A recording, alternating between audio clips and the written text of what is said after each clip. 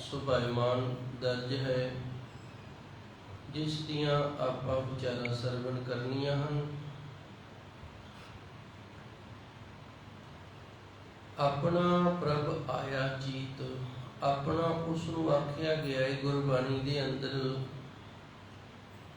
ਜਿਹੜਾ ਕਦੇ ਵੀ ਸਾਥ ਨਾ ਛੱਡੇ ਦੁੱਖ ਤੇ ਸੁੱਖ ਦੇ ਵਿੱਚ, ਇੱਥੋਂ ਤੱਕ ਕਿ ਅੱਗੇ ਵੀ ਉਹ ਸਾਡੇ ਨਾਲ ਹੀ ਖੜਾ ਹੋਵੇ। ਜਿਵੇਂ ਗੁਰਬਾਣੀ ਦੇ ਅੰਦਰ ਸ਼ਬਦ ਆਉਂਦਾ ਹੈ, ਸੱਜਣ ਸਈ ਮੈਂ ਚਲਦਿਆਂ ਨਾਲ ਚਲਨ, ਜਿੱਥੇ ਲੇਖਾ ਮੰਗੀਏ ਤਿੱਥੇ ਖੜੇ ਦਸਨ।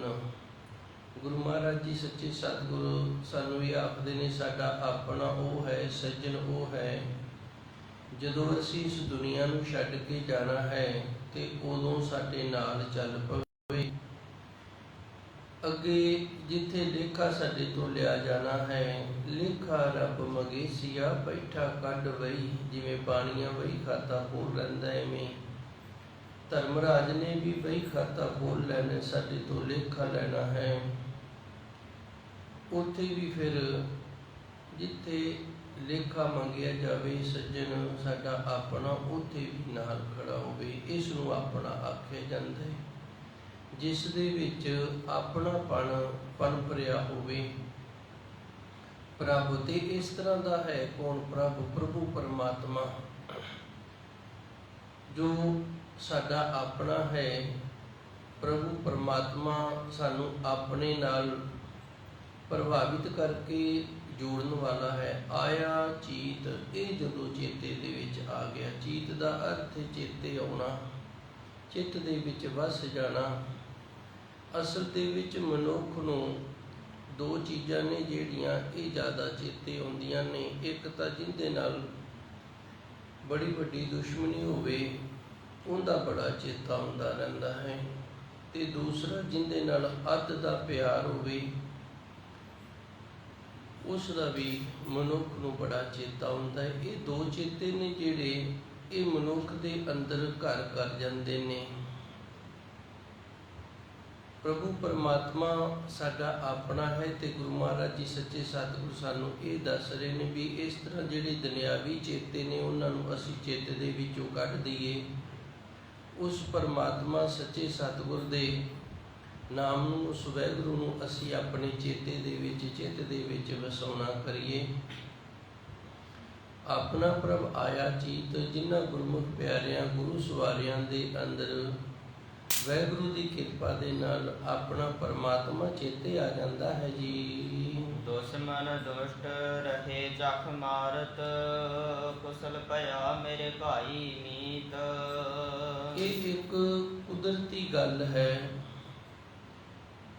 ਜਦੋਂ ਅਸੀਂ ਕਿਸੇ ਹੋਰ ਦੇ ਨਾਲ, ਉਸ ਦੇ ਨਾਲ ਤੁਰਦੇ ਹੋਏ ਆਪਣੀਆਂ ਵਿਚਾਰਾਂ ਨਹੀਂ ਮਿਲਾਵਾਂਗੇ ਤੇ ਉਹ ਸਾਡਾ ਦੁਸ਼ਮਣ ਬਣ ਜਾਵੇਗਾ।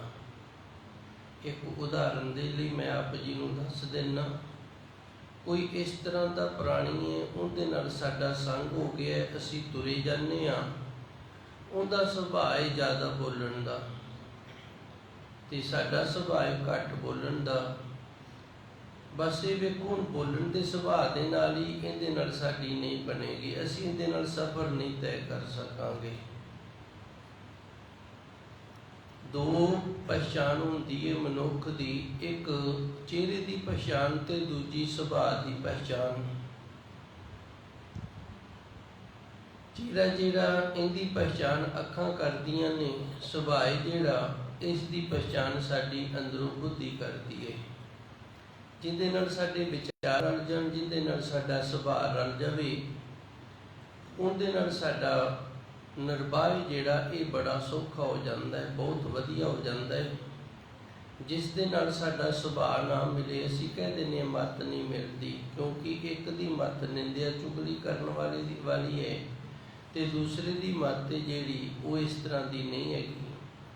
ਉਹਨੇ ਕਿਸੇ ਦੀ ਨਿੰਦਿਆ ਚੁਗਲੀ ਕਰਨੀ, ਉਹਨੇ ਸੁਣਨੀ ਨਹੀਂ, ਫਿਰ ਅਣਬਣ ਜੀ ਹੋ ਜਾਂਦੀ ਹੈ, ਨਾਲ ਨਹੀਂ ਤੁਰਿਆ ਜਾਂਦਾ। ਇਸੇ ਤਰ੍ਹਾਂ ਹੋਰ ਵੀ ਕਈ ਉਦਾਹਰਨ ਨੇ। ਇੱਕ ਚੋਰੀ ਦੀ ਸੁਭਾਅ ਵਾਲਾ ਹੈ, ਚੋਰੀ ਦੀ ਮੱਤ ਵਾਲਾ ਹੈ, ਤੇ ਦੂਸਰਾ ਜਿਹੜਾ ਉਹ ਇਸ ਤਰ੍ਹਾਂ ਦਾ ਨਹੀਂ ਹੈਗਾ, ਇੱਥੇ ਵੀ ਨਹੀਂ ਨਿਭੇਗੀ। ਫਿਰ ਵਿਦਵਾਨ ਇਸ ਦੇ ਲਈ ਕਹਿੰਦੇ ਨੇ ਜੇ 100 ਗਲਤ ਬੰਦਾ ਹੋਵੇ ਤੇ ਉਹਨਾਂ 100 ਦੇ ਵਿੱਚ ਇੱਕ ਠੀਕ ਨੂੰ ਰਹਿਣਾ ਜੇ ਰਹਿਣਾ ਉਹ ਬੜਾ ਮੁਸ਼ਕਲ ਹੋ ਜਾਂਦਾ, ਨਹੀਂ ਰਹਿ ਸਕੇਗਾ। ਜੇ 100 ਪ੍ਰਾਣੀ ਠੀਕ ਹੋਵੇ ਉਹਨਾਂ ਵਿੱਚ ਇੱਕ ਗਲਤ ਹੋਵੇ ਤੇ ਉੱਥੇ ਉਹ ਗਲਤ ਨਹੀਂ ਰਹਿ ਸਕੇਗਾ। ਦੋਸ਼ ਮਨ, ਇਹ ਦੋ ਸ਼ਬਦਾਂ ਤੋਂ ਬਣੇ। ਦੋਸ਼ ਦਾ ਅਰਥ ਹੁੰਦਾ ਦੋਸ਼ੀ ਤੇ ਮਨ ਦਾ ਅਰਥ ਹੈ ਜੋ ਸਾਡੇ ਅੰਦਰ ਮਨ ਹੈ। ਸਾਡਾ ਮਨ ਜਦੋਂ ਰੱਬ ਦਾ ਦੋਸ਼ੀ ਬਣ ਜਾਂਦਾ ਹੈ, ਸਾਡਾ ਮਨ ਜਦੋਂ ਦੂਜਿਆਂ ਦੇ ਵਿੱਚ ਦੋਸ਼ ਵੇਖਣ ਲੱਗ ਜਾਂਦਾ ਹੈ, ਫਿਰ ਇਸ ਨੂੰ ਦੁਸ਼ਮਣ ਆਖਿਆ ਜਾਂਦਾ ਹੈ। ਦੋਸ਼ ਮਨ ਦੇ ਵਿੱਚ ਦੋਸ਼ ਰੱਖਣ ਵਾਲਾ ਸਾਡੇ ਨਾਲ ਤੁਰਿਆ ਜਾਂਦਾ ਹੈ। ਮਨ ਦੇ ਵਿੱਚ ਦੋਸ਼ ਹੈ ਤੇ ਜਿੱਥੇ ਵੀ ਚਾਰਾ ਚੱਲਿਆ ਉੱਥੇ ਉਹਨੇ ਸਾਡਾ ਨੁਕਸਾਨ ਕਰ ਦੇਣਾ, ਸਾਡੀਆਂ ਜੜ੍ਹਾਂ ਵੱਢ ਦੇਣੀਆਂ ਨੇ। ਇਹ ਫਿਰ ਹੁਣ ਸਾਡਾ ਆਪਣਾ ਨਹੀਂ ਹੈਗਾ, ਇਹ ਦੁਸ਼ਮਣ ਹੈ। ਤੇ ਗੁਰੂ ਮਹਾਰਾਜ ਜੀ ਸੱਚੇ ਸਤਿਗੁਰ ਕਿਰਪਾ ਕਰਦੇ ਨੇ, ਜੇ ਅਸੀਂ ਇਸ ਤਰ੍ਹਾਂ ਦੁਸ਼ਮਣਾਂ ਤੋਂ ਆਪ ਰਾਖੀ ਕਰਾਂਗੇ ਨਾ ਤੇ ਇਹ ਬੜੀ ਮੁਸ਼ਕਲ ਹੋ ਜਾਏਗੀ। ਸਾਨੂੰ ਪਤਾ ਹੀ ਨਹੀਂ ਲੱਗਣਾ ਸਾਡਾ ਦੁਸ਼ਮਣ ਕਿਹੜਾ ਤੇ ਸਾਡਾ ਸੱਜਣ ਕਿਹੜਾ ਹੈ। ਇਸ ਦੇ ਲਈ ਉਹ ਪ੍ਰਭੂ ਪਰਮਾਤਮਾ ਸੱਚੇ ਸਤਿਗੁਰ ਜਦੋਂ ਸਾਡੇ ਚੇਤੇ ਦੇ ਵਿੱਚ ਆ ਗਏ ਨੇ, ਚਿੱਤ 'ਚ ਆ ਜਾਂਦੇ ਨੇ, ਚਿੱਤ 'ਚ ਵਸ ਜਾਂਦੇ ਨੇ ਦੁਸ਼ਮਣ, ਫਿਰ ਜਿਹੜੇ ਸਾਡੇ ਲਈ ਮਨ ਦੇ ਵਿੱਚ ਦੋਸ਼ ਪੈਦਾ ਕਰਦੇ ਨੇ ਉਹ ਤੇ ਦੁਸ਼ਟ ਸੱਟ ਦਾ ਅਰਥ ਹੁੰਦਾ ਮਾਰਨਾ। ਇਹਨੇ ਮੇਰੇ ਸੱਟ ਮਾਰਤੀ ਜਾਂ ਮੈਂ ਇਹਦੇ ਸੱਟ ਮਾਰਤੀ, ਜਾਂ ਜਿਵੇਂ ਆਪਾਂ ਕਹਿੰਦੇ ਨੇ ਬੱਚੇ ਨੇ ਸੱਟ ਖਾ ਲਈ, ਦੋ ਗਲਤ ਤਰੀਕੇ ਦੇ ਨਾਲ ਸੱਟ ਮਾਰਨ ਵਾਲਾ, ਵੈਰ ਭਾਵਨਾ ਦੇ ਨਾਲ ਸੱਟ ਮਾਰਨ ਵਾਲਾ, ਇਹਨੂੰ ਦੁਸ਼ਟ ਆਖਿਆ ਜਾਂਦਾ ਹੈ। ਇੱਕ ਸੱਟ ਹੁੰਦੀ ਏ ਉਹ ਕਿਸੇ ਨਾ ਕਿਸੇ ਔਜ਼ਾਰ ਦੀ, ਕਿਸੇ ਸ਼ਸਤਰ ਦੀ ਹੁੰਦੀ ਏ। ਇੱਕ ਸੱਟ ਹੁੰਦੀ ਏ ਉਹ ਬੋਲਾਂ ਦੀ ਸੱਟ ਹੁੰਦੀ ਏ। ਮਹਾਤਮਾ ਬੁੱਧ ਜੀ ਬੈਠੇ ਸਨ ਇੱਕ ਰੁੱਖ ਦੇ ਥੱਲੇ ਤੇ ਇਹਨਾਂ ਦੇ ਨਾਲ 5-7 ਚੇਲੇ ਸਨ, ਇਹਨਾਂ ਦੇ ਨਾਲ ਰੱਖਿਆ ਕਰਦੇ ਸਨ। ਕੁਦਰਤੀ ਹੋ ਜਾਂਦਾ ਹੈ, ਭਾਵੇਂ ਕੋਈ ਕਿਸੇ ਵੀ ਮਾਰਗ ਤੇ ਮੁਖੀ ਹੋ ਕੇ ਤੁਰੇ ਨਾ, ਜੇ ਰਾਜਨੀਤੀ ਵਾਲੇ ਪਾਸੇ ਤੇ 5-7 ਉਹਦੇ ਨਾਲ ਇਸ ਤਰ੍ਹਾਂ ਦੇ ਉਸ ਦੇ ਉਪਾਸਕ ਨੇ ਜਿਹੜੇ ਉਹ ਤੁਰ ਪੈਂਦੇ ਨੇ। ਜੇ ਕੋਈ ਅਧਿਆਤਮਿਕ ਦੇ ਮਾਰਗ ਤੇ ਤੁਰੇ ਤੇ ਉਹਦੇ ਨਾਲ ਵੀ ਇਸ ਤਰ੍ਹਾਂ ਦੇ 5-7 ਜਿਹੜੇ ਨੇ ਇਹ ਤੁਰ ਪੈਂਦੇ ਨੇ। ਮਹਾਤਮਾ ਬੁੱਧ ਇੱਕ ਰੁੱਖ ਦੇ ਥੱਲੇ ਬੈਠੇ ਨੇ, 5-7 ਇਹਨਾਂ ਦੇ ਸੇਵਕ ਇਹਨਾਂ ਦੇ ਪਾਸ ਬੈਠੇ ਨੇ ਤੇ ਕੋਈ ਦੁਸ਼ਟ ਮਨੁੱਖ ਆਇਆ ਹੈ ਜਿਨ੍ਹਾਂ ਨੂੰ ਇਹਦਾ ਪ੍ਰਚਾਰ ਨਹੀਂ ਸੀ ਚੰਗਾ ਲੱਗਦਾ। ਉਹ ਆਪਣੀ ਪੂਰੀ ਫੌਜ ਲੈ ਕੇ ਆਇਆ ਵੀ ਅੱਜ ਤਾਂ ਮਹਾਤਮਾ ਬੁੱਧ ਨੂੰ ਛੱਡਣਾ ਹੀ ਨਹੀਂ। ਹੁਣ ਮਹਾਤਮਾ ਬੁੱਧ ਦਾ ਕੋਈ ਦੁਸ਼ਮਣ ਹੀ ਨਹੀਂ, ਜਿਸ ਦਾ ਦੁਸ਼ਮਣ ਨਹੀਂ ਉਹਨੂੰ ਕੋਈ ਸੱਟ ਨਹੀਂ ਮਾਰ ਸਕਦਾ, ਉਹਦੇ ਨਾਲ ਕੋਈ ਦੁਸ਼ਟ ਪੁਣਾ ਨਹੀਂ ਕਰ ਸਕਦਾ। ਇਸ ਨੇ ਆਉਣ ਸਾਰ ਦੁਸ਼ਟ ਵਚਨ ਨੇ ਜਿਹੜੇ, ਕੌੜੇ ਵਚਨ ਨੇ ਜਿਹੜੇ, ਨਾ ਬੋਲਣ ਵਾਲੇ ਭੱਦੇ ਸ਼ਬਦ ਨੇ ਜਿਹੜੀ, ਉਹ ਸ਼ਬਦਾਵਲੀ ਬੋਲਣੀ ਸ਼ੁਰੂ ਕਰ ਦਿੱਤੀ ਹੈ। ਮਹਾਤਮਾ ਬੁੱਧ ਬਿਲਕੁਲ ਸ਼ਾਂਤ ਰਹੇ ਨੇ, ਇਹਨਾਂ ਦੇ ਉੱਤੇ ਕੋਈ ਅਸਰ ਹੀ ਨਹੀਂ ਹੋਇਆ। ਉਹ ਆਪਣੀ ਭਕਾਈ ਮਾਰ ਕੇ ਚਲਾ ਗਿਆ। ਮਗਰੋਂ ਸੇਵਕਾਂ ਨੇ ਆਖਿਆ ਮਹਾਤਮਾ ਜੀ ਕਿਤਨਾ ਗਲਤ ਬੋਲ ਕੇ ਗਿਆ ਤੇ ਤੁਸੀਂ ਕੁਝ ਆਖੇ ਹੀ ਨਹੀਂ, ਬੋਲੇ ਹੀ ਨਹੀਂ ਅੱਗੋਂ ਕੁਝ। ਮਹਾਤਮਾ ਬੁੱਧ ਕਹਿੰਦਾ ਜਦੋਂ ਆਪਾਂ ਕਿਸੇ ਤੋਂ ਕੋਈ ਚੀਜ਼ ਲੈਂਦੇ ਆ ਨਾ ਫਿਰ ਲਈ ਜਾਂਦੀ, ਜੇ ਆਪਾਂ ਚੀਜ਼ ਲਈਏ ਨਾ ਤੇ ਫਿਰ ਲਈ ਨਹੀਂ ਜਾਂਦੀ। ਚੀਜ਼ ਲੈਣ ਦੇ ਲਈ ਕਿਸੇ ਦੇ ਅੱਗੇ ਹੱਥ ਕਰਨਾ ਪੈਂਦਾ, ਕਿਸੇ ਦੇ ਅੱਗੇ ਝੋਲੀ ਕਰਨੀ ਪੈਂਦੀ ਹੈ। ਜੇ ਅਸੀਂ ਆਪਣੇ ਹੱਥ ਹੀ ਪਿੱਛੇ ਕਰ ਲਈਏ, ਝੋਲੀ ਨਾ ਅਡੀਏ ਤੇ ਕਿਸੇ ਦਾ ਜ਼ੋਰ ਹੀ ਨਹੀਂ ਪੈਂਦਾ। ਮਜਾਲ ਹੈ ਜੇ ਕੋਈ ਸਾਨੂੰ ਚੀਜ਼ ਦੇ ਜਾਵੇ। ਜੇ ਸਾਡੇ ਅੰਦਰ ਨੀਤ ਇਹ ਹੋਵੇ ਵੀ ਆਪਾਂ ਨਹੀਂ ਲੈਣੀ ਤੇ ਫਿਰ ਕੋਈ ਨਹੀਂ ਲੈ ਸਕਦਾ। ਇਸੇ ਤਰ੍ਹਾਂ ਫਿਰ ਮਹਾਤਮਾ ਬੁੱਧ ਨੇ ਸਮਝਾਇਆ ਵੀ ਮੈਂ ਇਸ ਦੇ ਇਹ ਜਿਹੜੇ ਕੁਵਚਨ ਨੇ ਨਾ, ਇਹ ਜੋ ਇਹਨੇ ਗਾਲੀ ਗਲੋਚ ਕੀਤਾ ਮੈਂ ਲਿਆ ਹੀ ਨਹੀਂ।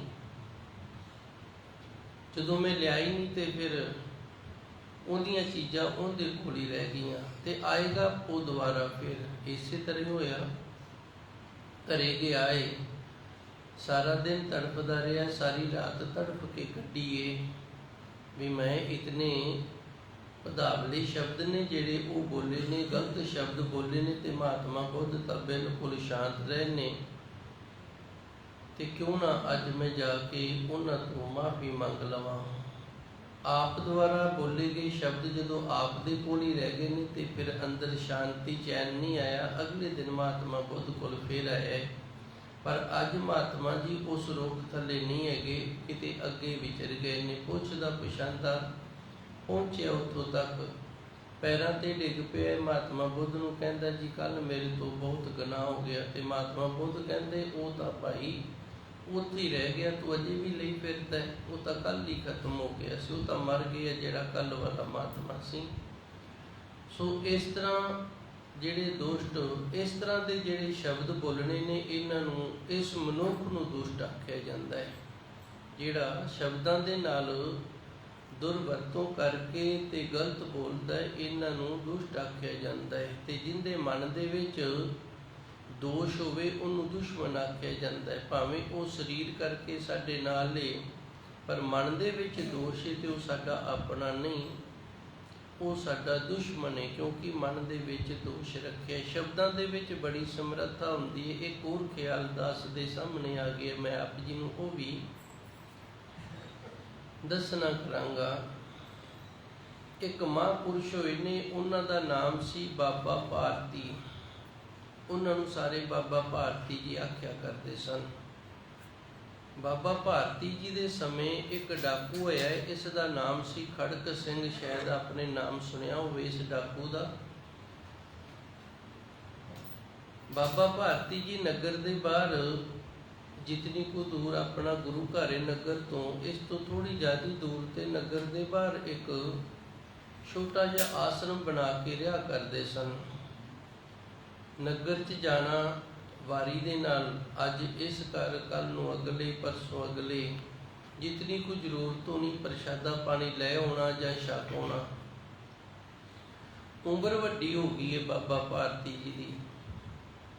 ਜਦੋਂ ਉਮਰ ਵੱਡੀ ਹੋ ਗਈ ਹੈ ਤੇ ਨਗਰ ਵਾਲਿਆਂ ਨੇ ਆਖਿਆ ਬਾਬਾ ਜੀ ਹੁਣ ਤੁਸੀਂ ਬਜ਼ੁਰਗ ਹੋ ਗਏ ਹੋ, ਜਾਂ ਤਾਂ ਫਿਰ ਪ੍ਰਸ਼ਾਦਾ ਅਸੀਂ ਤੁਹਾਡੇ ਤੱਕ ਪਹੁੰਚਾ ਦਿਆ ਕਰਾਂਗੇ ਜਾਂ ਕੋਈ ਹੋਰ ਸੇਵਾਦਾਰ ਰੱਖ ਲੈਂਦੇ ਹਾਂ। ਬਾਬਾ ਭਾਰਤੀ ਜੀ ਕਹਿੰਦੇ ਸੇਵਾਦਾਰ ਤਾਂ ਮੈਂ ਨਹੀਂ ਰੱਖਣਾ, ਤੇ ਚਲੋ ਭਾਈ ਪ੍ਰਸ਼ਾਦੇ ਪਾਣੀ ਦਾ ਜਿਹੜਾ ਕੁਝ ਹੈ ਉਹ ਆਪਾਂ ਕੋਈ ਇੰਤਜ਼ਾਮ ਕਰ ਲੈਂਦੇ ਹਾਂ। ਨਗਰ ਵਾਲੇ ਨੇ ਰਲ ਕੇ ਇਹਨੂੰ ਇੱਕ ਘੋੜਾ ਲੈ ਦਿੱਤਾ, ਬੜਾ ਸੋਹਣਾ, ਬਹੁਤ ਵਧੀਆ।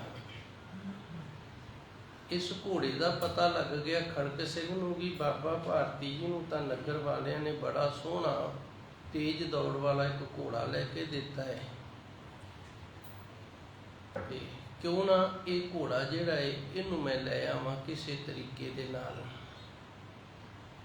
ਮਨ ਦੇ ਵਿੱਚ ਖਿਆਲ ਆ ਗਿਆ ਵੀ ਜੇ ਮੈਂ ਡਾਕਾ ਮਾਰਿਆ ਤੇ ਲੋਕੀ ਆਖਣਗੇ, ਮੈਨੂੰ ਬਦਨਾਮ ਕਰਨਗੇ ਵੀ ਖੜਕ ਸਿੰਘ ਡਾਕੂ ਨੇ ਤਾਂ ਡੇਰਾ ਵੀ ਨਹੀਂ ਛੱਡਿਆ, ਵੀ ਲੁੱਟ ਲਿਆ। ਲੋਕਾਂ ਨੂੰ ਤੇ ਲੁੱਟਦਾ ਹੀ ਸੀ।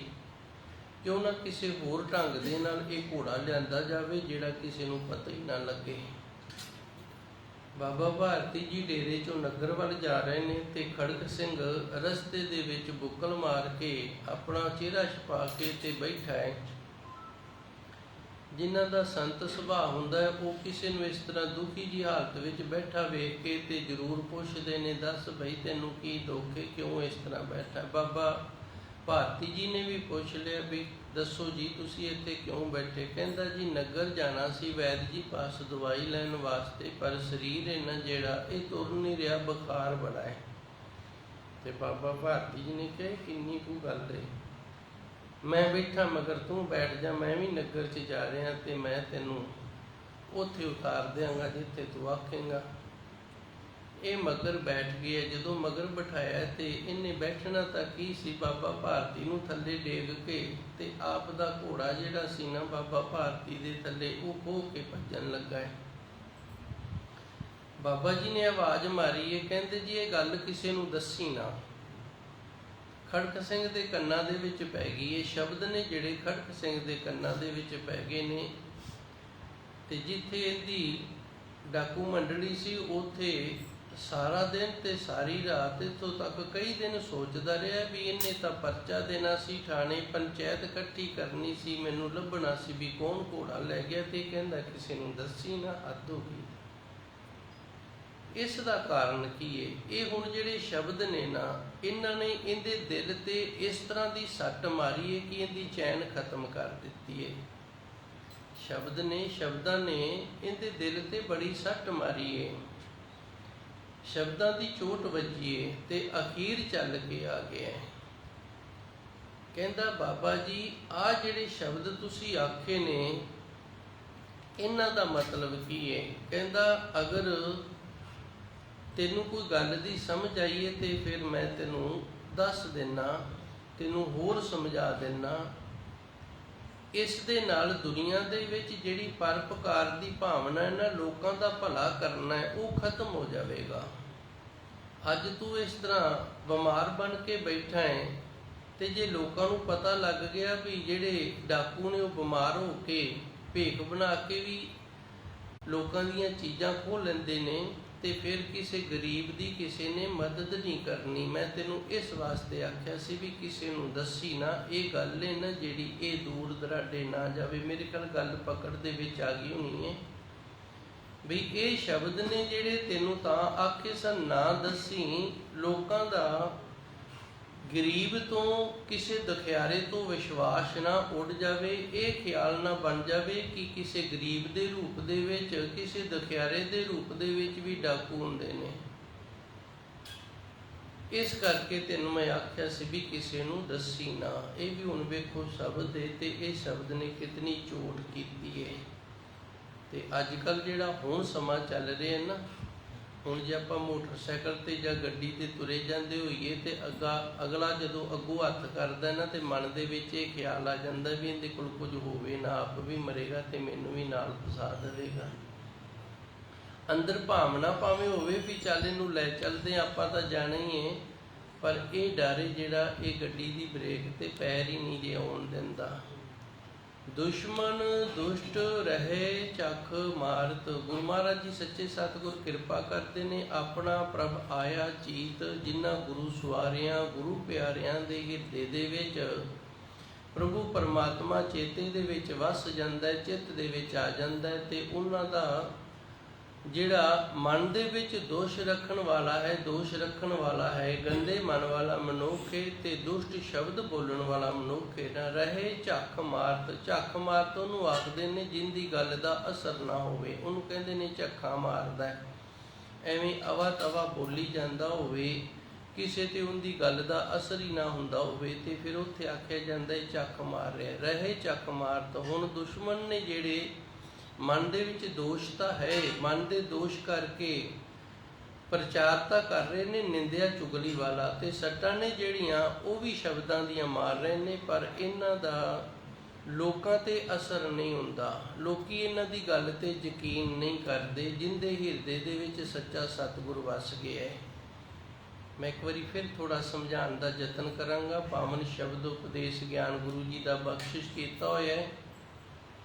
ਧੰਨ ਗੁਰੂ ਜੀ ਰਹਿਮਤ ਕਰਦੇ ਨੇ, ਜਿਨ੍ਹਾਂ ਗੁਰੂ ਸਵਾਰਿਆਂ ਨੇ ਆਪਣੇ ਚੇਤੇ ਦੇ ਵਿੱਚ ਪਰਮਾਤਮਾ ਨੂੰ ਵਸਾ ਲਿਆ ਹੈ, ਉਹਨਾਂ ਦਾ ਕੋਈ ਵੀ ਮਨ ਕਰਕੇ ਜਾਂ ਸ਼ਬਦਾਵਲੀ ਕਰਕੇ ਜਾਂ ਸਰੀਰ ਕਰਕੇ ਨੁਕਸਾਨ ਨਹੀਂ ਕਰ ਸਕਦਾ।